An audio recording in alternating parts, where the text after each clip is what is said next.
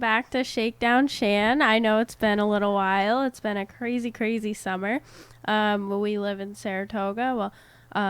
My producer here, Rick, he lives in Saratoga, and he works at the racetrack, so his summer's just been go, go, go, go, go.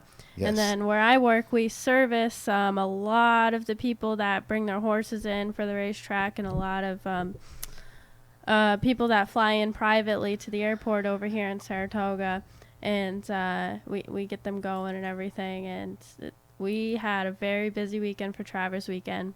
I can imagine. We did something like I think like 17,000 in sales just for the weekend. Wow. Crazy. Yeah. And we were just so busy. It's amazing how many jets fly into that little airport in Ballston Spa, and where they come from. I mean, you get all these sheiks that fly in, and all the people from all over the world that, especially at the sales, that want to buy the horses. Mm-hmm.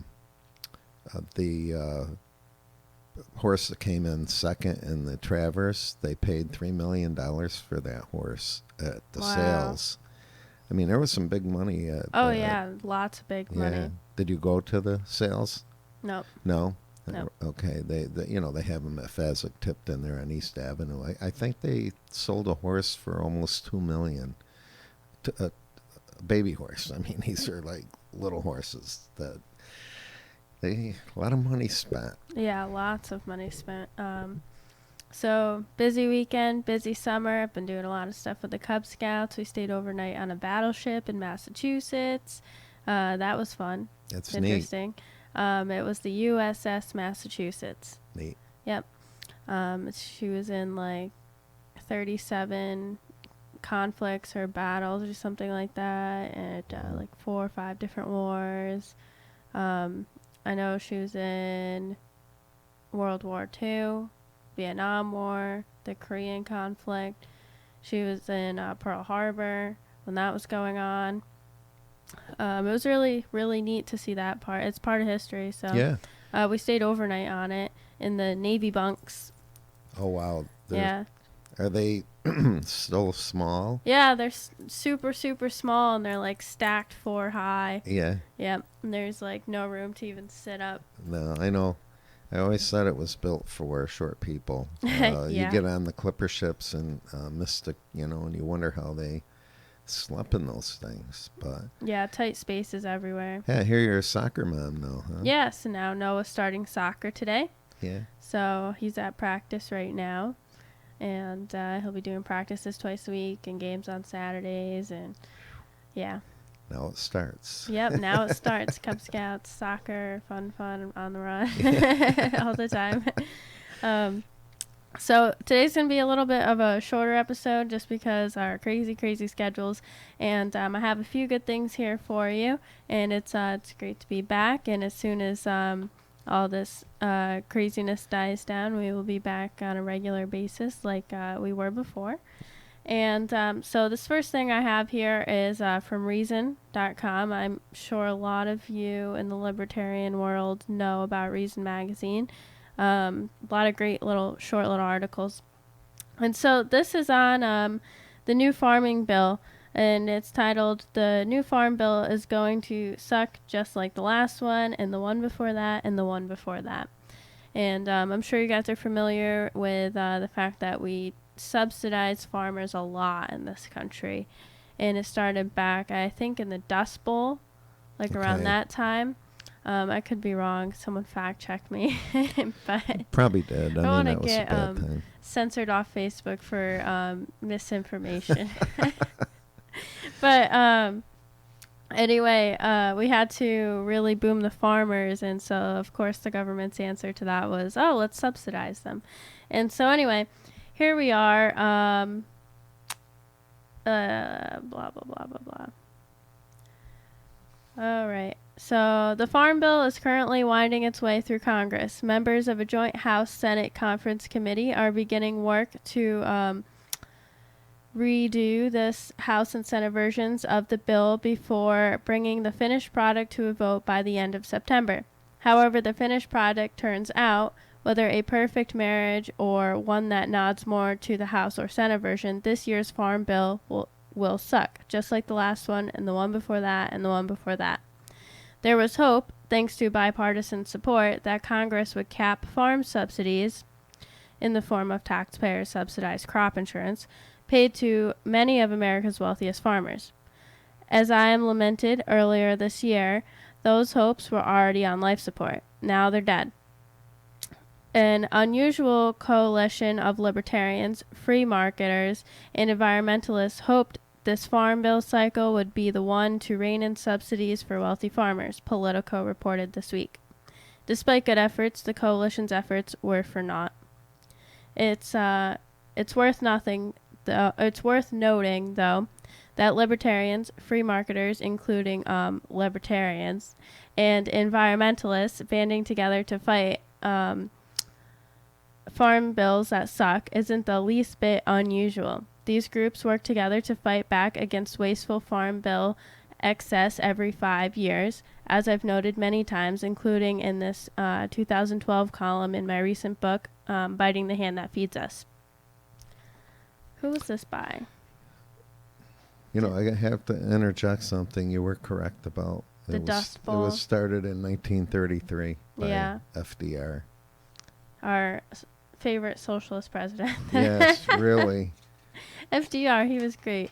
He wasn't that great, but school likes to teach you he was great. Yeah. Anyway, so in any case, the coalition was no match, as Politico reported elsewhere, for a more powerful coalition, one featuring top Democratic and Republican leadership in the House of Representatives, including Speaker Paul Ryan, Minority Leader Nancy Pelosi, and Agricultural Committee Chairman Mike Conway. The defeat of subsidy reform comes as the new analysis reveals yet another way that farm subsidies are an abomination. I skipped a line here, sorry.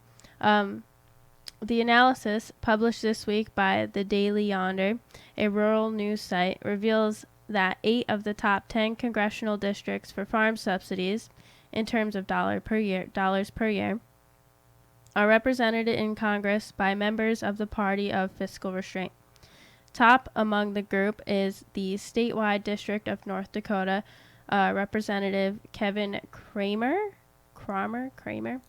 The farmers in his district receive more than $381 million in subsidies a year. Playing with that data yields some absurd results. For example, all told, North Dakota receives more than $500 in subsidies for every state resident. North Dakota farms receive an average of more than $15,000 per year in federal farm subsidies. Perhaps most galling in this, if subsidies were a crop, then USDA data show that North Dakota's hardworking subsidy farmers would be the state's 4th largest in terms of the dollar value of their production, trailing only soybeans, wheat, corn, and canola, while easily edging out hay, beans, potatoes, sunflowers, barley, peas, lentils, flax seeds, oats, safflower, and sugar beets. Still, the final version of the Farm Bill might not be all bad. Ooh, there is hope. There's hope coming up. Representative Morgan Griffith took to the pages of the Augusta Free Press with a real peach of a piece of the virtues of the Farm Bill as a mean to support farmers and similars. But Griffith also used the piece to push for one of the few potential bright spots in this Farm Bill, the possibility to end what he rightly labels the illogical and unproductive ban on raising hemp. In fact, farmers around the country are hopeful the nation's hemp ban may fall with passage of this Farm Bill. We're optimistic that the 2018 Farm Bill will include hemp legalization, Jonathan Miller, General Counsel for a group that represents hemp companies, told UPI. So let's hope so. But will farm subsidies ever die? Probably not. They're a game Congress continues to play with taxpayers' money, and that game is rigged to ensure hundreds of millions of Americans will always lose. So that was a little article that I found today that I want to share with you guys. So we hope, I mean, as libertarians, we always want like the most out of everything, but we also have to be realistic that we have to fight for the most, but try to gain every inch as possible. Sure. So we don't want all these subsidies, obviously. It's just taking people's money and redistributing it elsewhere. And as libertarians, it's not a belief that we believe in. And so, but at least there's a little hopeful aspect that the hemp ban will be lifted. And so, I mean, why can't people be able to grow hemp? It can be used for so many things. These people say straws hurt the environment. Well, let's start legalizing the production of hemp, and maybe we can have hemp straws. Right. Well, one of the things I think, not early on, because they paid farmers not to grow products, but as it progressed, what they ended up doing was buying excess grains and that in case there were disasters and farmers couldn't supply to an area, so they would supply, send back the grain that they brought or whatever. But I don't believe in just paying farmers. So what they ended up doing in 1996, though, I was just reading on the internet, was they stopped subsidizing for not growing and then made them buy agricultural insurance. Yes, yeah, that's what this bill was talking about, that they're subsidizing them through the purchase of insurance with the taxpayer money. Yeah. Yep. And another reason that farm bill that they didn't pass this year was something like, what did it say, like $585 billion. And they were worried about the illegal immigrants who have farmland and giving them money when, there is thinking, even though it's wrong, the premise that American farmers get money for, let's say, not growing, but why should we pay non-citizens money for not growing? So they defeated that unless they pass immigration reform. So, right. And like we said, we can't have open borders with a socialist, with all these social programs. So you can't fight the problem of people abusing the system when you have a system in place. Right. By throwing money at it. Right. So of course we're gonna have those. We're gonna have illegal immigrants coming over trying to be farmers, getting those subsidies and abusing it, and our money going to them because we have those subsidies in place. And a way to combat that is to get rid of the subsidies. And if you're not going to get rid of them, then yes, we have to do immigration reform. So it's kind of like everything's tied into each other. Yeah, everything is tied into each other. The only ones I feel sorry for are the dairy farmers, because they don't make hardly anything in the milk that they sell to the because they're regulated on what they can sell. Well, let's get rid of the regulations. I know, that's right. Because they want milk to be a staple price, price, and they don't make a lot of money to begin with. And when the milk prices go down, that they're allowed to get paid. I mean, they still have to pay for the grain and the upkeep of the cows and everything. And I feel sorry for them more than I do because any other kind of agriculture, and they don't get subsidies either. So yeah, unfortunately, I don't know what it's like to be a farmer. I know, but I don't think I'd want to be. No, I don't think I'd want to be a farmer 7 either. days a week. That's hard work. Every day of the year. Yeah, it is. And then you're not even guaranteed a profit. Yep. To me, going into the farming industry, farming business, whatever, that's a risk that you're taking. And just like any other business, starting up your business, you shouldn't be guaranteed some sort of profit, because starting a business or anything like that is a risk, and that's a risk that you have to be willing to take, and we have to get rid of these safety nets. Right.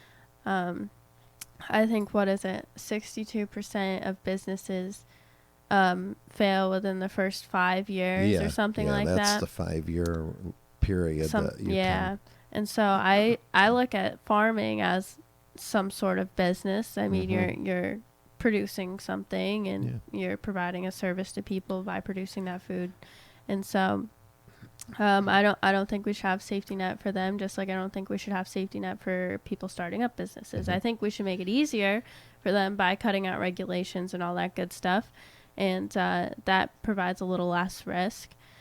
But I mean, if you're going to be an entrepreneur, if you're going to start a business, if you're going to go into farming, whatever, there's a risk to that. And the number one industry in Saratoga County is agriculture. But if you notice on farms, I mean, people that farm and grow up on farms love it. Most farms are passed from one generation to the next. So the family stays in the business. I mean, they like to work the land. They I don't know. So they know it. They know the animals. Except for the big farms, I think they just get it as a way to make money from the government. And I mean, mega farms, they buy out the small farmers, and I don't know. I like small farms. Support local. Yeah, that's right. Buy local. Buy local. Support your local farmers. Go to those farmer markets. So, speaking of all this socialism, these subsidies, all this good stuff, Venezuela has been in the news a lot lately, although they should have been in the news a long time ago. And I'm not sure how many people are up to date with that, really, other than like outside of like my libertarian circle of like just like everyday people that aren't in tune with like libertarian news. Of course, we've all been hearing about Venezuela, but like the mainstream media and mainstream public, average Joe probably has no idea about it. Maybe they've heard something recently, but it's been going on for a while. These people are just living lives of misery and destruction. I can't remember the number, so don't quote me exactly, but I think it was their I saw something about like 2.3, I can't remember if it was 1,000 or million. I know it's a huge difference, but somebody has to check on that because I read it quick and didn't write it down. They were fleeing Venezuela, like 2.3 something people were fleeing Venezuela. And I can't remember if it was per week or per month. I really should have wrote it down, but I didn't. And that's where that is. So anyway, the people leaving Venezuela are obviously the people that still have a little bit of money left. So there's a lot of people there that can't leave and would love to leave. So Venezuela is people are hungry, people are starving. There's no medicine around. Their money is worthless. They have no food. It's really just a very, very terrible situation and place to be right now. So I have a little bit of I don't know which one I want to read here to you. This one's kind of short. I'll read this one. But the government is very wealthy. People have nothing because the government, I mean, they have big oil. Yeah, they're one of the top oil producers, and they have it all. And here again with socialism, the people don't have anything. Right, and that's how it goes. They say we're gonna help you, we're gonna divide the money between everybody, and then it never goes to the people. It ends up funneling into the government, who says they're gonna redistribute it, and then it doesn't go to the people. Which actually, this brings up a interesting little thing I was thinking about the other day as I'm school shopping for Noah. He's got on his list a few typical things. He's got like crayons, scissors, glue sticks, pencil box and folders, a notebook and a binder. Typical things. I would have thought a lot more, like maybe markers, colored pencils, and paper, and I don't know. But there is a lot less of like actual supplies. then there were like other things like sanitary and cleaning supplies. There was I needed to buy 3 boxes of tissues, and like I myself, like I don't mind, just because like, hey, the school needs it, so if they're asking every parent to help out, whatever, I'll help out. But I was thinking about this, and I'll get to the viewpoint that I was thinking about it. But anyway, I had to get 3 boxes of tissues, a tub of Clorox wipes, hand soap, like in a pump bottle. It was very specific, hand soap in a pump bottle. And there was another thing on the list, and I can't really remember what it was, but it was some other like cleaning product or something. But either way, it's a lot of stuff. There was stuff on there that's not really, that I wouldn't consider school supplies for my child. Like, okay, yeah, I'm going to help out the class. We're all helping out the class, whatever. But some of these things, like, soap, Clorox wipes, those are the kinds of things, and tissue boxes. Those are the kinds of things that the school itself is supposed to provide for the students. And if I'm not mistaken, those are the kinds of things that our taxpayers in our school district pay for, where their tax money goes to for the public school, hence public school, the word public, which means it's taxpayer funded. So I got to thinking, hey, wait a minute, how come we increase the budget every year and we get more taxes out of people, and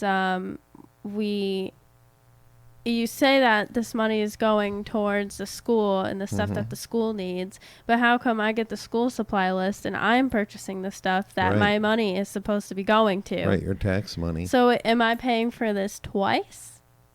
So that's what I started thinking about. And that's kind of like the whole idea of socialism, where you get into this idea where the government's like, okay, we need to pay more taxes and take more of your hard-earned money out of your paychecks to support X, Y, and Z program. And so you funnel all of that more money in, and then eventually you start to realize that, hey, we still don't have good roads. Right. Hey, healthcare still sucks. Like, and in Venezuela, they started having a public healthcare system, and all of a sudden it was just hard to get healthcare. Medicine started going scarce. It's not possible to provide healthcare to every single individual in an area if it's public, and if it's state-run, government-run. You can't provide quality service fast and efficiently. And you see that with the DMV. You can take that model and apply it to anything if you were to make it government-run. Right. But so you start taking all this money and start realizing that, hey, it's not going to these things. What is it going to? And it's going to be going to, in a socialist society, it's going to be going to the government officials. And that's what happens. And they really don't care. And so we have this situation going on in Venezuela where people are, I may be wrong, but I believe they're unarmed too now. They were disarmed a while ago, taking away their rights of arms. Yeah. And it's kind of scary to like see that like we're kind of going that way. We keep getting more rights taken away for our right to bear arms. They keep trying to take rights away there, and then we keep implementing more socialist programs, and like it's just a slow steps. Well, a great example of that is what happened in Germany under Hitler. They started introducing more social programs. They took weapons away from the entire population so that when he took over, they couldn't fight back.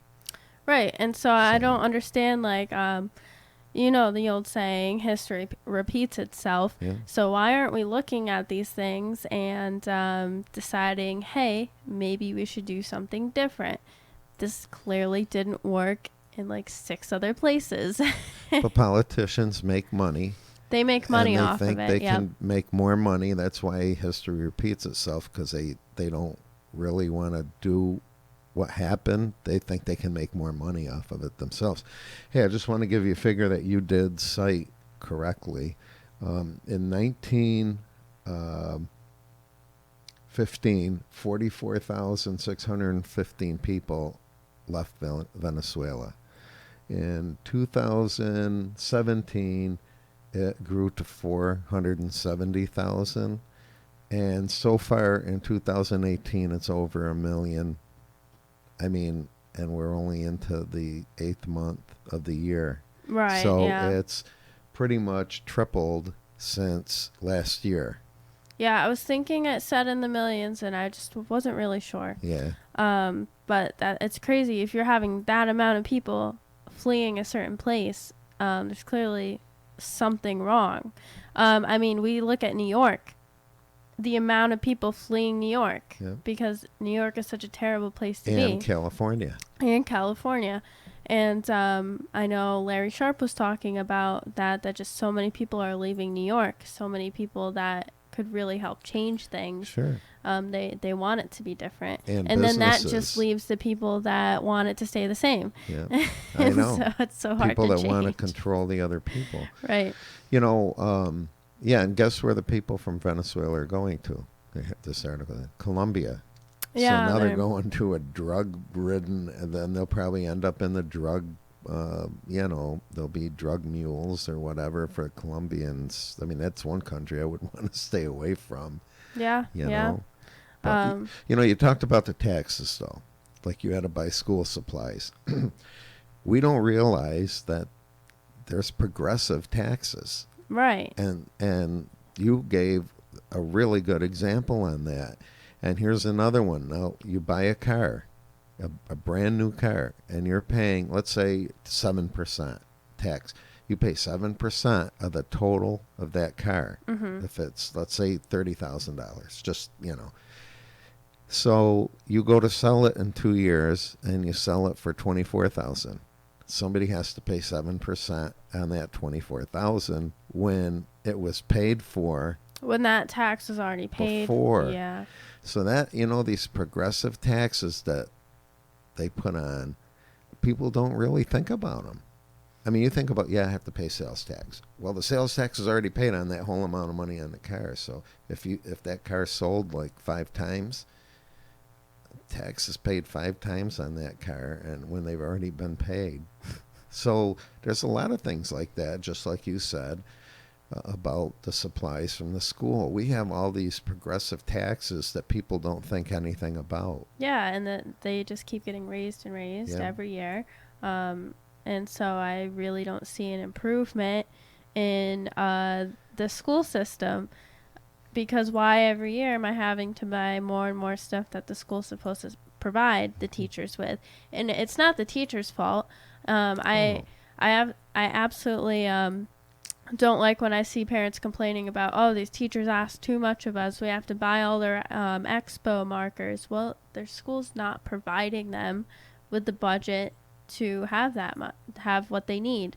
And so all this tax money, what it's going to is adding more administrators, adding more tests, adding people to grade those tests, and getting people on boards for those tests to make the tests. And it's not going to what it should be going to. See, I never vote for a school budget unless if they don't eliminate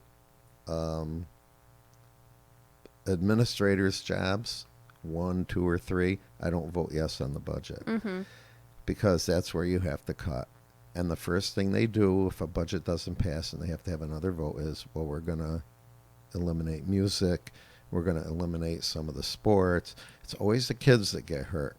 And it's never the administrators. Right. They may have, I had a principal and a vice principal in high school. Now they've got, you look at Saratoga, they probably got 6 principals and 5 vice principals. I mean, come on. And they're making $100,000 a year. Yeah, I know, but they don't need 2 that. maybe, Yeah, right. They're overstepping their boundaries. I had something here, and I am not sure where it went. maybe I didn't print it out. Alexandria Ocasio-Cortez said something strange, and I really wish I remembered exactly what it said. And I didn't bring my laptop today, so I'm like down for the count on looking that up. So I'll post it on the Facebook page if I think about it. So what was I gonna do? So Venezuela. Oh, here it is. 2.3 million Venezuelans have left their country, with more than 1.5 living in other South American countries. There we go. Found it. See. So I knew I read that somewhere. And so this crisis has been happening in Venezuela since 2014. And a lot of it has to do with the hyperinflation and their socialist dictator. And so this exodus from Venezuela is one of the biggest mass displacements in the history of Latin America. Let's see. People are leaving in order to survive. We know that. And this does show a map of the migration too. They're also coming to Florida. Yeah. They're also coming into Florida trying to seek refuge. They're going down to going Argentina. through Mexico to get in over, the southern states. Mm-hmm. But as your producer, I try to find the figures for you during the show. That's what I'm here for. I appreciate it. Well, that's what a producer does. It is. So I will try to find that Ocasio-Cortez quote for you. It was absolutely ridiculous. I think Bernie Sanders was in the picture too. Mm-hmm. And it was her and him saying something about Venezuela and something about socialism. And it just totally contradicted itself. They're big on that democratic socialism, which I don't understand what that term is. And no, I don't think anybody really does. So we're going to cut it short.